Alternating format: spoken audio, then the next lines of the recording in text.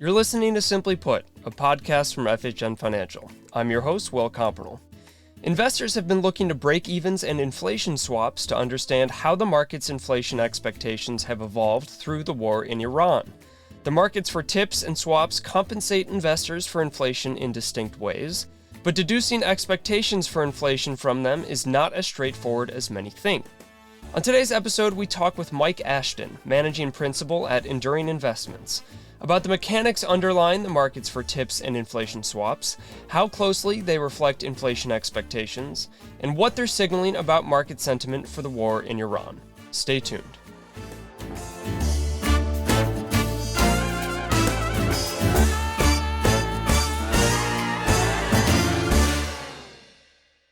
Coming up soon, our interview with Mike Ashton, but first, a quick market update.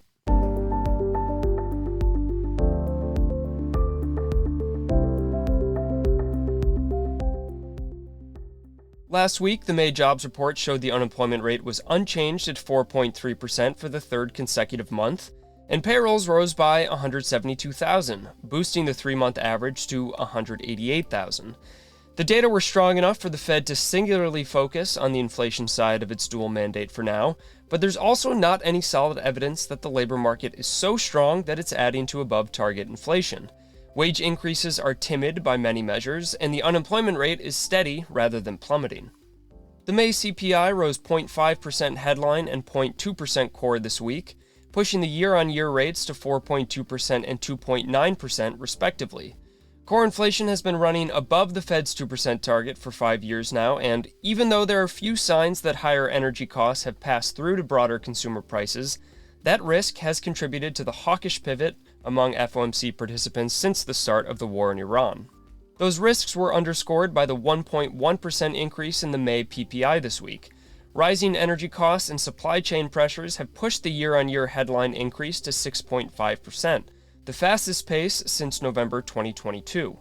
Even the core PPI, which excludes food, energy, and trade services, rose 0.8% in May for a 5.1% year-on-year gain. Also last week, the ISMs continued to show consistently strong demand and elevated price pressures.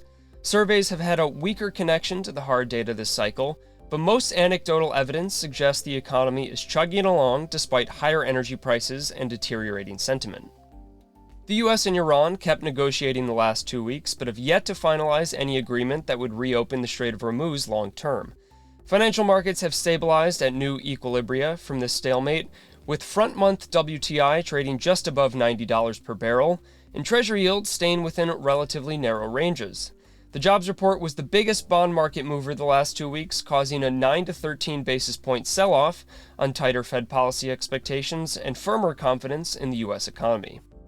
That's all for the market update this time. Now our interview with Mike Ashton.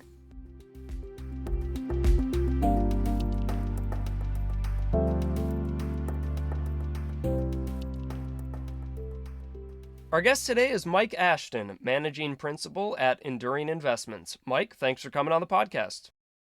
I'm delighted to be here. Thanks for the invitation.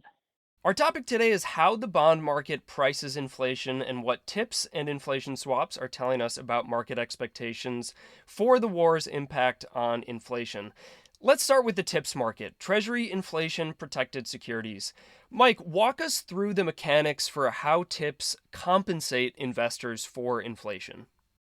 Right. So TIPS follow what is known as a Canadian model because Canada was the first country to have this type of inflation index bond. The UK had inflation index bonds from the early 80s, but they used a quirkier model until eventually coming around to the Canadian model. Essentially, all that happens is we adjust the principal amount of your bond for inflation over time. If you have a bond that you've got $100 in, you've got a principal of 100, and there's 10% inflation, then the notional amount of that bond is 110. Now, we kind of add that on, so we'll still have a price of 100, but we all know that we have to multiply it by this inflation index. But so what that means is then that your coupon rate, say 2%, is multiplied by what the then current amount of the bond is. So if the price level has doubled, your coupon went from 2% of $100 to 2% of $200. So your coupon has now doubled. And the principal amount that you invested has also doubled. So you're protecting both your initial investment and your cash flows. They're all being adjusted by inflation simply by changing the principal amount of the bond. Now, each CPI report is published 2.5 weeks after the month that it is covering. So, how does that factor in with TIPS market pricing? I mean, there is a pretty substantial lag there between what TIPS might be trading in a given month and the inflation protection that eventually comes. That's right. There's call it a 2.5 month lag. In order to be able to calculate the amount of inflation indexation for a particular day, we need two numbers. We need to know what index value applies to the first of this month and what applies to the first of next month. So in practice, we need to have the inflation from 3 months ago that was reported 2 months ago and 2 months ago, which was reported last month. So that's sort of the delay. So right now we're in May. The 1st of May is February's CPI that was released in March. And the 1st of June is March's number, which was released in April. And so since we just got the April CPI that was released in May, we now know that indexation all the way through the end of June. When you say indexed, which price index are we talking about? The PCE, the CPI? No, it's the non-seasonally adjusted CPI index for urban consumers. Once we seasonally adjusted, that becomes sort of the month-on-month CPI report. When they say it was up 0.3% this month, that's a seasonal adjustment of the number that we're using. But we're using the raw, non-seasonally adjusted number for the entire market basket for the entire country. And importantly, the not seasonally adjusted index is not revised, right? So we're not giving money to TIPS investors and then having to take it back. That's right. That's a really important component of this because that obviously would be a problem if you've earned a coupon, you've collected the coupon, and then the government later says, oh, by the way, inflation was actually lower, you owe us money back. None of the non-seasonally adjusted figures that the BLS puts out are adjusted, except in the case of manifest error, which I don't think has ever happened. Maybe it happened once many, many years ago. So yeah, they're not revised later. There's another market people use to hedge against inflation risk, and it's called inflation swaps. So, how do these differ from TIPS, and why would an investor prefer one over the other? So inflation swaps are an over-the-counter product where one party pays a fixed rate and the other party gets actual inflation over the time. So if we talk about a 1-year inflation swap, I might be paying you 3%. And so whatever the notional amount of the swap is, I'll pay you 3% on that at the end of the year. You'll pay me whatever actual inflation was, and we'll net out the difference. So if actual inflation was 4%, you pay me that net 1%. If actual inflation was 2, then I pay you 1%. Because it's a swap, there's lots of ways you can structure that. So that the underlying structure is a zero coupon, meaning that if it's a 10-year swap, you just have one payment at the end. If it's an 8-year swap, you only have one payment at the end. But with that structure, we can make them so they pay year on year or month on month or however you want it structured. The reason you might prefer one over the other is they're actually quite different instruments. If you go back to our college finance courses and the Fisher equation, nominal interest rates consist of real interest rates roughly plus expected inflation. If the nominal interest rate is 5% right now, maybe that's 2% real interest rate and 3% expected inflation. And so these two instruments are actually the different components. So TIPS are real interest rates. Because we're paying you inflation back over time, what you're earning in current dollar terms is just that real cost of money. So in nominal terms, you might make 5% or 10% or whatever based on what the inflation was. But whatever the underlying yield was, the real yield, that's what you actually have once we strip away all the inflation. And that means that TIPS are exposed to changes in real interest rates. So when interest rates go up generally, as they are right now, real yields on TIPS are going up, which means that TIPS, being a bond like any other kind of bond, lose money on a mark-to-market sense. If you hold it to maturity, you'll earn that real yield, but in between, you can have a mark-to-market that's different. Inflation swaps are the other part of that. So if tips are real yields, inflation swaps are how you trade the expected inflation part of things. Where, like I said, you and I are just simply trading a fixed expectation against what actually happens at the end. And so when you put those two things together, you get a nominal bond. What you're trying to trade is inflation expectations, which has much more impact, say, on equity prices, right? And when inflation expectations go up a lot, that tends to hurt equity prices. Then maybe you'll prefer an inflation swap if what you're looking at is sort of the real cost of money and real interest rates and real growth. Then you're going to prefer more a TIPS structure. Are these considered pretty liquid and thick markets? Well, certainly more now than when I got involved. I traded the first interbank inflation swaps back in 2003 in the U.S. And at the time, they were not liquid at all. Inflation-linked bonds in the U.S. date to 1997, and for the first 5 years, they were not considered particularly liquid. But TIPS now have well over $1 trillion in notional amounts outstanding. In inflation-linked swaps, we don't know exactly, but probably another trillion. And so they're pretty deep and liquid for most purposes. In the global financial crisis in 2008-9, they behaved as if they were quite illiquid. TIPS acted more like off-the-run bonds than on-the-run bonds. Like lots of other securities, they acted much more illiquid. That has gradually changed, and TIPS now are quite liquid. There really is no sort of discount for illiquidity like there used to be in the day.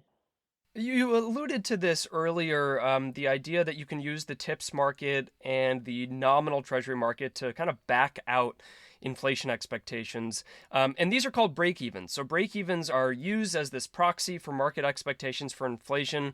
You take the nominal treasury yield, subtract the TIPS yield, and that gives you the break-even rate, with the assumption that investors are more or less indifferent between the two because both effectively account for inflation. Is this right, though? Does that difference between nominal yields and TIPS yields reflect things other than inflation expectations? Yeah, it's interesting. So that is the shorthand that, and again, going back to the Fisher equation, right? So real yields plus expected inflation. If TIPS are real yields and we have nominal bonds, simple algebra tells you to get expected inflation, you subtract those two. And that turns out to not be quite true for some interesting quantitative reasons. And one of them is that there is sort of a difference in liquidity in the repo market, in the financing market. And so nominal treasuries tend to trade a little more expensive than, and lower yields therefore, than they would if they didn't become special in the repo market. So in other words, nominal treasuries are good collateral, and you can borrow at lower rates than normal because they're such good collateral. And therefore, they trade at a little bit better yields because they not only are bonds that pay you coupons, they also happen to be really good collateral. And so they trade a little expensive. And so because nominal yields are a little lower than they would be if they weren't good collateral, that spread between the nominal and the real yield is a little narrower than it would otherwise be. So if you compare that break even with inflation swaps, which are also measuring inflation expectations more directly, you'll find that inflation swaps are always higher than break evens. 20 basis points to 40 basis points, kind of depending over time. And that difference is sort of the funding advantage of nominal bonds. So if you want to know what people are really expecting, what the market is expecting from inflation, inflation swaps are actually a purer measure of that. So there's a liquidity premium for nominal treasuries. That makes total sense. Is there also an offsetting inflation risk premium? I mean, let's say the market is expecting 4% inflation over the next year, but there is really huge upside risk because of, a war in Iran. Doesn't that factor into the pricing where a premium for inflation risk can distort the difference between TIPS yields and nominal yields? So there's sort of two things to unpack there. One is sort of what we used to call the inflation risk premium, and that also goes back to the Fisher equation. We mentioned the two parts, real yields and expected inflation. And Fisher also theorized that there was a third part, which was a risk premium. But it's really hard to sort of figure out whether that risk premium really exists because it's symmetrical. The borrower has the risk in one direction, if expected inflation is different from your realized inflation, and the lender has the opposite risk. So it's not clear whether a risk premium would go one way or the other. However, there's another effect which really matters, and that is that the errors, the misses on inflation, and you kind of alluded to this, aren't symmetrical. We might miss low on inflation. If we expect 3%, we might come in at 2.5, right? Or we might come in at 2. We might miss a little low. But if you miss high, there's a really long tail, as we saw a couple of years ago, right? People were expecting 3% inflation. Guess what? We got 9.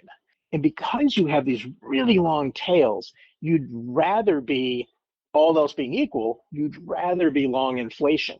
And therefore, inflation expectations in inflation swaps and break-evens should be much higher than what you really think inflation is going to be. In practice, they're not. That option appears to be entirely absent. If you are indifferent, you should buy protection. You're much more likely to win big by being long inflation than by being short inflation. If you look at time series charts of any break-evens, 2-year break-evens, 10-year, 5-year, 5-year forward, there are usually a couple big spikes or dips every year that seem to time with new TIPS issuance coming to market. What do those abrupt changes represent? Does it relate to how TIPS is being compensated through the lags of CPI reports, or what's going on here? Especially when you're talking about sort of those short break evens, 2 years and so on. What you're generally looking at is an artifact that you're rolling to a new underlying issue, right? So if I want to look at 5-year break evens, I take the current 5-year bond and the current 5-year TIPS bond. Well, when I auction a new 5-year TIP, it's longer, so it tends to have a little bit of a higher yield. And so when I'm now calculating the break even using that new bond, it suddenly looks lower. And that's just the difference in rolling from one instrument to the other. And the same thing happens with the nominal Treasury bond. When you get really short on the curve, you also end up running into carry issues that we know for the 1-year break even, like you said, we kind of already know the first, month and a half or 2 months of carry. And as we pass through that period, then the break even can respond to that in a way that doesn't necessarily seem obvious. So when you look at really, really short break evens, sometimes what you're really looking at is the oil market. In the fourth quarter of last year, the federal government shut down for 6 or 7 weeks, and something that impacted government data collection was there was no October CPI. And as a part of that, through just methodological choices that the BLS made, shelter inflation was understated for the next 5 or 6 months. And then for the following 5 or 6 months, it will be overstated, and then things will get back to some sense of normal in October 2026. How did this debacle distort the TIPS market? I mean, I know there was a question of when the November CPI was released in December of how the BLS was going to account for this, but it seems like there's an arbitrage opportunity there. If you know the CPI index is going to be lower than kind of reality for 6 months and then above reality for 6 months.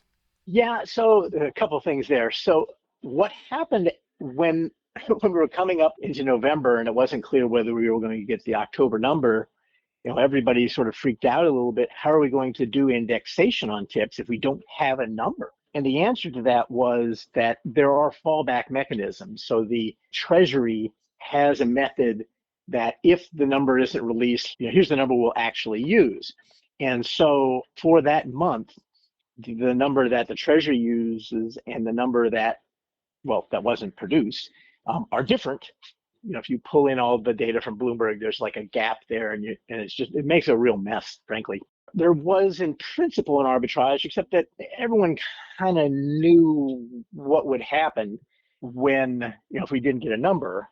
And so all of the sharp guys running the TIPS books and the inflation swap books kind of took that into account. And so, going forward as well, the yields you see on TIPS sort of take into account the fact that we know something about that little data error. And by the way, it's pretty small. It's pretty small potatoes in the U.S. Where we have seen that in the past, though, where it's really, really interesting is when you look at countries that we kind of know have gone through periods of just making up their inflation data, systematically underreport inflation by 2%. Well, what happens is real yields on those inflation-linked bonds end up being about 2% higher than they otherwise would. And so when you kind of look through Latin America, you see a couple of countries that have just like really weird real yields. And it's because everybody knows that the number that it's referring to is made up. Anyway, so the capital markets, I guess, it's not exactly the efficient market hypothesis, but the capital markets do a pretty good job of adjusting to known changes like that. When we account for all of that, the liquidity premium, inflation risk premium, how break evens can have these big dips and rises when there's a new issuance coming to market, the October Mm. 2025 CPI, how much trust you put in break evens as point estimates for market implied inflation expectations? Just go back to that idea of the big dip or rise in break evens on your Bloomberg terminal. Sometimes it's 25, 30 basis Yeah. points over the course of one session. And obviously, inflation expectations didn't change that much. So, how much trust should we put in that? I've been teaching bond math for a very long time, and I always sort of start teaching it, and it's especially true now, by reminding people that forward curves and things like that are not really market expectations. We don't want to anthropomorphize markets too much. What it really is it's the price of exchanging risk. When you see those big swings, it doesn't mean that market expectations change. It means that somebody enormous came in and sold a whole bunch, or in order to exchange the risk, we needed to move the price. If you look at forward SOFR curves, or in the day LIBOR curves, and if you thought about those as sort of forecasts of money market of what the Fed was going to do, they were absolutely terrible forecasters, systematically wrong for extended periods of time. It's because they're not really forecasting exactly. They're where people will exchange risk. And so that's what's really happening. When you see those gaps, so when I look at inflation swaps and I say, is this a good estimate of forward inflation or what the market is thinking about inflation, it's a good starting point. But what it really says is, if I have a different opinion, here's the price I have to pay to express my opinion in the market. And obviously, that's where the risk all comes together. I don't know if that really exactly answers the question. It kind of dodged and weaved around the answer. But I will say that I don't think either break evens or inflation swaps are particularly good forecasts or measures of forward inflation. So maybe taking the directionality of big moves is a better signal than, if an inflation swap says 2.75%. Yeah, no, exactly right. Right now we're seeing 10-year break evens creeping higher, well, and real yields too. But I think that's a much more interesting signal. Those things tend to sort of trade in ranges for a while. When you get breakouts and all of a sudden, we're forecasting the curve is showing 3% or 4% inflation. That's starting to indicate that there is, again, in order to move the risk, we suddenly have more people on one side and are pushing that market in that direction. And that tells you that there's an underlying groundswell, a change of opinion going on. And we would expect to see that also happening at the same time in other markets. If inflation expectations are suddenly going up, then we would expect it to see reflected in equity prices and bond prices as well. The shape of the nominal treasury yield curve is important for a lot of financial institutions, but it's also commonly used as a signal for the state of the bond market or economy. Most famously, an inverted curve has been used as a leading indicator for recessions in the past. Do the shapes of the curves for TIPS yields or inflation swaps signal anything? And are they telling us anything about how the market is perceiving the war's impact on inflation? So let's start with inflation swaps, looking at expected inflation. What you're really looking at, especially at the front end of the inflation swaps curve, is you're looking at expectations for energy prices, because most of the volatility in month-on-month inflation comes from energy. So right now we have a highly inverted inflation swap curve. And you might say, well, gee, it looks like everyone thinks inflation is going to decline. Sort of, but it also says that if you look at the energy curve, you look at the crude oil curve, it's also heavily inverted. Does that mean that everybody thinks that oil prices are going to, plunge in the future? It kind of does. And so those are sort of measuring the same thing. When you look at the front end of the tips curves, the very short-term real yields, you're again also looking at what's happening in the energy markets. The real yield curve from say 2 years on out, I think, is more like what you get when we think about a traditional yield curve. Positively sloped or negatively sloped has implications. But whereas with nominal bonds, we might look at the 3-month bill versus the 10-year yield, the classic inversion signal. We wouldn't want to do that with tips. That's too short on the curve. And looking at something that's 2-year versus 10-year probably has more signal to it than if we did the same thing in nominals. We're recording this on May 20th, and I always need to put that out there because by the time we publish, things could be very different financial markets. But given the war's economic and interest rate risks and a really resilient equity market, do you think the tips market right now is rich or cheap, or is it just about right? That's an interesting question. We've got 10-year real yields up above 2%. With nominal yields, it's sort of hard. There's no upper end to nominal yields, right? We've seen them in my lifetime over 12. But with tips, you really never see them. Real yields really can't get much higher than 4% because then they compete with equity returns. 2% is kind of the natural level. And I always tell my clients, when you get 10-year real yields above 2%, then they start to become a longer term buy and hold. And right now, 10-year real yields are at 212. And so that to me says they're starting to be a little bit cheap. I would certainly say they're quite a bit cheap relative to expected equity returns.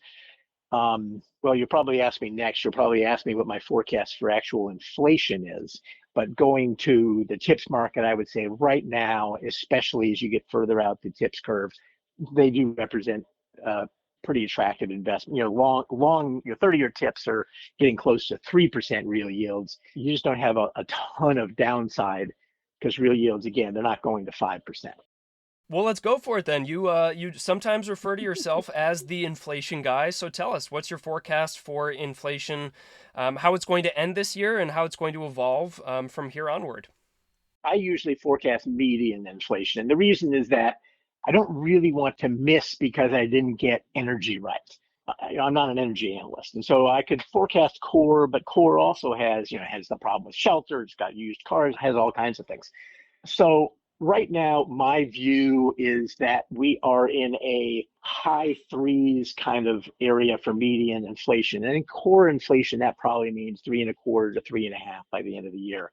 That's creeping higher. Some of that's illusory because of that shelter problem, but a lot of it is real. Because we didn't get inflation back down to target, very quickly, because the Fed didn't take out all the money that they squirted into the economy after COVID, they didn't remove that money. I think that we've sort of moved from a long period where we could expect inflation to be low and stable around 2.25, to a period that indeterminate in length, but it's probably going to be multiple years where we have inflation a little bit higher. It's going to average in the mid to high threes, and it's going to be volatile around that. It's not going to be from 3.25 to 3.75. It's going to be from 2.75 to 5. And it's going to move around a lot more. And both of those things have implications. The level has implications for your stock bond portfolio because at that level, stocks and bonds become correlated instead of inversely correlated. And that volatility also has implications for your overall level of risk in a portfolio context. A lot of the things you've shared during our conversation, whether it's how to interpret break-evens or a lot of the moves in inflation swaps markets and the tips market, seem to go against the maybe oversimplified interpretation that a lot of market participants have of these markets. So just to close things out, what do you think is the most common misinterpretation from market participants when it comes to tips or swaps and how a lot of people infer market implied inflation expectations? I think that the most common error is, and I sort of alluded to it, the notion that if you have sort of break evens at 2.5%, and you think inflation is going to be 2.5%, then you're indifferent.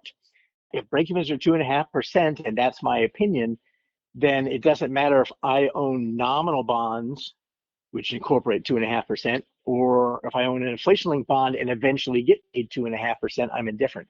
But that assumes we don't care about the risk.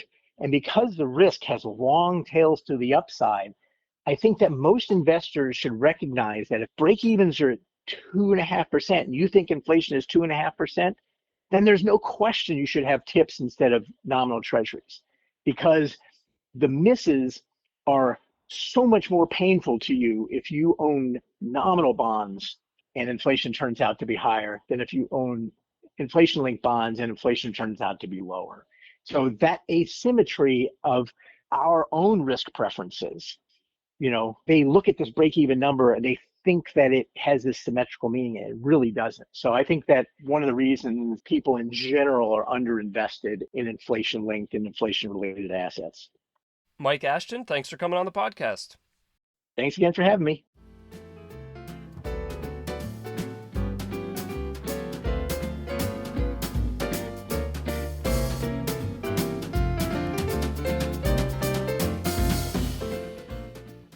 That was Mike Ashton, Managing Principal at Enduring Investments. I think the clearest takeaway from that conversation is that it's best to take the point estimates from break-evens and inflation swaps with a big grain of salt. Pricing fluctuations can reflect changes in a handful of variables other than inflation expectations, so day-to-day moves, especially for short-term break-evens or inflation swaps, are usually more noise than signal. The Fed is widely expected to leave policy rates unchanged next Wednesday for its fourth consecutive meeting. Several FOMC participants have expressed support in recent weeks for removing the so-called easing bias in the policy statement that suggested a rate cut was more likely to be the next move rather than a rate hike. Some of the hawkish participants may even express their inflation fears with projections for rate hikes by the end of this year. Next week also marks Kevin Warsh's first meeting as chair. Warsh said in his congressional testimony that he intends to decrease the amount of intermeeting communication from Fed officials and believes things like the SEP and dot plot do more harm than good. He may give the public an update on his plans for future Fed communication next week. The morning before the Fed decision, retail spending data for May will show how consumers responded to the third straight month of higher gasoline prices. Consumer spending held up in March and April, in part from people buying less gasoline in volume terms. That adjustment can only go so far, though, before households are forced to maintain essential transportation and cut back on spending for other goods and services. The following week, the May PCE will give an update on the Fed's preferred inflation gauge, as well as household income, spending, and savings. Using the already released data from the CPI and PPI, we think there's a low risk the core PCE deflator gives a very different message from the somewhat benign inflation data published this week. That's all for today's episode. Thanks again for listening. I'm Will Compernell, macro strategist with FHN Financial. This episode was edited by Bill Stanfield. Don't forget to like and subscribe to Simply Put wherever you get your podcasts. Email simplyput@fhnfinancial.com with any questions or comments.